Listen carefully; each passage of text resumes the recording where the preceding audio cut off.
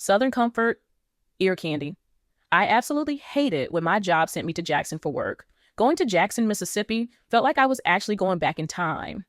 Most things there were exactly the same as I had left them 15 years before. Don't get me started on the potholes. It was almost as if people could go looking for buried treasures in the middle of the streets. It was a damn shame. South Jackson was in need of a major facelift that was not coming anytime soon. Yeah, Jacktown was a place where I know that I had no business being except for the fact that Red was still there. Being at the height of my career certainly had its advantages. I had what many would consider an ideal life with an amazing career that allowed me to afford pretty much anything that I wanted. I typically dated in the elite circles of Atlanta, where the pickings were usually a hit or miss. Some of the men I dated were very respectable and good lovers. Other prospects were passionate lovers and even made a valiant effort at foreplay, but Red, on the other hand, just knew how to give me unbelievably great dick. I caught myself daydreaming about him at work one day. I tried hard to remember how this love affair had started. How did I come to this point where I now find myself addicted to this man? He was a remnant of my past that I could never seem to leave behind, no matter how hard I tried. As I sip from my mug, a drop of warm coffee slips off of my bottom lip. Instead of wiping it with the napkin on my desk, I use my finger to spread the wetness all around the lining of my mouth. Without thinking, I stuck my finger in my mouth and suck on it as I secretly reminisced about Red's perfectly strong two-tone dick. Damn, how does he do this to me? I quickly removed my finger from my mouth and felt that my panties were getting wet with excitement. I look down and see that my nipples are protruding through my silk blouse. My mind is running wild with thoughts of past encounters with my Southern comfort and, out of the blue, my grandmother calls. During our conversation, I tell her that I would be traveling to Mississippi for work, and she lets out a sigh of disapproval. She reluctantly mentioned that Red called her phone looking for me 2 months ago, but it had completely slipped her mind. Yeah, right, Grandma. In all fairness, Red and I both knew why she didn't like him. We all knew that he was no good for me, but he knew that she was the one person that would be able to reach me no matter how many times I changed my number. Grandma tells me that Red is looking for me and then gave me his number with caution. She moves on quickly and continues the story about a distant relative's child whom I've never met. It took me 21 days to find the time to call Red back. Even though I was hesitant, the anticipation drove me crazy.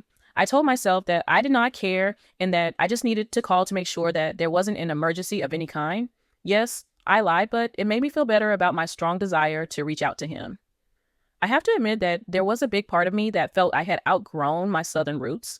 As a child, I remember nobody ever left Jackson, and it seemed as if everyone was content with being stuck there. Some folks would leave, but they'd always move back. I could never understand why, so when I grew up and moved away, I vowed to never look back. I moved to Atlanta, changed my name, and had a new and distinguished life. Although I visited Mississippi on numerous occasions for business, I never thought twice about reaching out to anyone from my past. I even spent Christmas Eve alone in Jackson last year because I refused to call my old friends when the bad weather canceled all of the outgoings flights. The whole feeling of wanting to reach out was new to me. I finally got the nerve to dial Red's number. Just do it, I thought. I will just leave a quick message, but he answers on the first ring. I immediately tense up. His voice is so deep and distinct, so there is no mistaking that it's him. I decide to ask for him anyway. Hello, may I speak with Red? He knew my voice and immediately got excited and says, Ty, get your motherfucking ass down here right now. I miss you. I miss you so much. I don't say anything. He keeps talking. Your grandmother still don't like me. It's something about his country slang that drives me wild. We laugh together for a moment, then he continues. She told me how good you were doing with your career and all. You know, I'm real proud of you. I smile to myself. She also said that you got married. You know, that shit broke my heart. I laughed to myself because it seemed that she forgot to mention that I had also got divorced, but I didn't interrupt. The thought of Red being heartbroken felt good to know, even if it was just temporarily. It sounds cold, but Red and I have a history. Our history goes all the way back into my teenage years, a time long before I could even imagine that I would be a boss living it up in Atlanta. Back when people around the way called me Ty, back then I was a little wild thing. Thinking about Jackson was like reflecting on a stranger's life. Today, it didn't seem that it was a part of me, although it very much was. My new circle of friends would be shocked if they ever knew of my troubled days as a youth. They probably figured they knew who I was and would have never imagined. I was almost a statistic away from being the type of individual they would have never associated with. Thoughts of revisiting that part of my life as an adult intrigued and taunted me. I started to remember things that I tried so hard to erase. Before I knew it, I was canceling my Friday meetings and booking a flight to Jackson, Mississippi. I will be there on Friday, I informed him. You shitting me? I was happy to know that he didn't always sound monotone. What? No. What does that even mean? I'm surprised and irritated by his questioning. I was not one to play games. I was one to make things happen. You want to see me, right? I asked somewhat arrogantly. Hell yeah. He shouts. I quickly respond, okay, pick me up at 2 p.m. I will be there. He insists. Ty, you better not be fucking with me. His deep voice sends a tingle up my neck. I smile to myself and assure him that I will be there. His authoritative voice made me want to say, yes, Big Daddy. But I resisted and kept it cool. Friday came around. I didn't want to dress up too much, so I decided to keep it sexy and casual in a tight V-neck shirt with skinny jeans and classic red pumps. The flight to Jackson was only 40 minutes. I fell asleep shortly after takeoff, reading this new book called Ear Candy that my friends had been raving about. In my slumber, I dreamt of Red. I felt him making sweet love to me and talking to me in his baritone voice. I just kept thinking about how amazing he felt and how I didn't want this feeling to stop. In the midst of fantasizing, I hear him saying that I had to go. I was hurt and confused. During all of this pleasure, why did he keep saying that? He was even using ma'am to address me, as if he wasn't experiencing what I felt. Ma'am, you have to go. Ma'am, we have to get ready to board the next flight.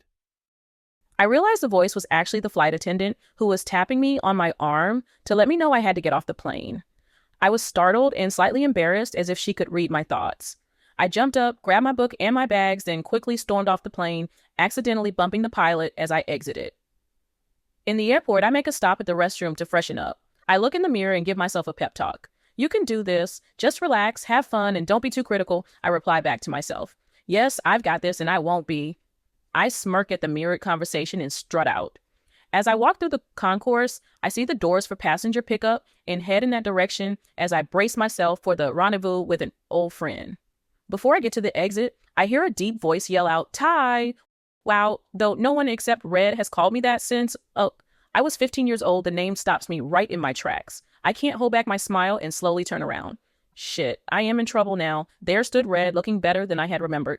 His tall physique, all 6'4" of him, was there in the flesh, and he was flashing that infamous smile that had made all the girls crazy.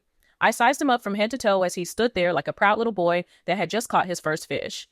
Well, in a sense, he had. At that moment, I didn't realize how caught I was. We moved quickly towards each other until we were wrapped in each other's arms. He looked down into my eyes and said, let's go to Valley Street and get you some fish. He knew exactly what I wanted. Was he reading my mind? His reference to fish right after my thought about him catching one was just too coincidental. I wondered if I was reading too deep into this. I took a deep breath and decided to relax and enjoy the time with my old friend. Red took me to the Valley Street Fish House near Jackson State. The pan trout was just as good as I remembered and confirmed that nobody can do it like Jackson.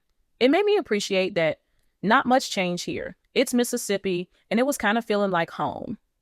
Red took me down memory lane. He took me to all of the places that I had forgotten about. As I took pictures of my old stomping grounds, I became a little emotional. I started to feel that no matter how much my life had changed, Jackson was still a part of me. I began feeling a sort of loneliness, knowing that my new life didn't want to know this side of me. Most of the time, I didn't want to know this side. Yet, here I was feeling more free than ever enjoying Mississippi. That evening, we went to a bonfire at his friend's house. Watching that country boy stomp around the branches in his work boots, gathering and chopping wood for the fire, really did something to me. I mean, just to see his sexy ass in those overalls playing with the straps was enough. But to actually see him go to work in that yard made my black G-string soaking wet. There is nothing like a strong, sexy country boy, I thought. I watched him so intensely that I was sure he felt the weight of my stare. He looked up at me and didn't smile as the flames from the fire reflected in his eyes and seemed to say, I'm going to fuck the shit out of you tonight. We sat by the bonfire and reminisced about days as young lovers. I laughed inside because I knew that this time I planned on taking control. I wasn't the same young girl that left him behind 15 years ago. Later on that evening, as he was chopping wood, I walked up to him and said, "Let's go." He stood there in amazement. I took a few more steps, then quickly turned around and said, "Now." He laid his stick down without asking any questions and followed me to the car. When we arrived at his house, as soon as we entered his room, I pushed him against the bed and he fell back. I climbed on top of him and grinded on his jeans, showing off how I was going to ride him into the night. He looked at me as if he had never seen me before because he hadn't. I began to remove my clothes and demanded that he get naked too. I was turning myself on with the confidence that I portrayed. I took control and fucked Red so good that I had him begging for me to slow down and stop so that he could get some air. I didn't adhere to his pleas. His dick was the biggest I had ever experienced, so I knew that he would leave my kitty very sore, yet I was determined to conquer it, and I did, many times. After climaxing, our bodies lay on the floor, staring at the ceiling. Though neither of us smoked, we both knew that the only thing missing was a cigarette. I was startled when my eyes focused, and I took a look around the room. Bed crooked, chair knocked over, picture hanging sideways on the wall. It was as if we created our own earthquake. Without speaking, we had a very thorough conversation, and at the end of it, I knew what I had to do.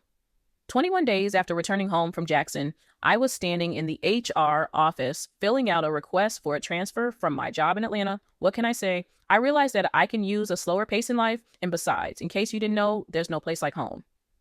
Hashtag, home is where the heart is. Hashtag, good dick will make you relocate.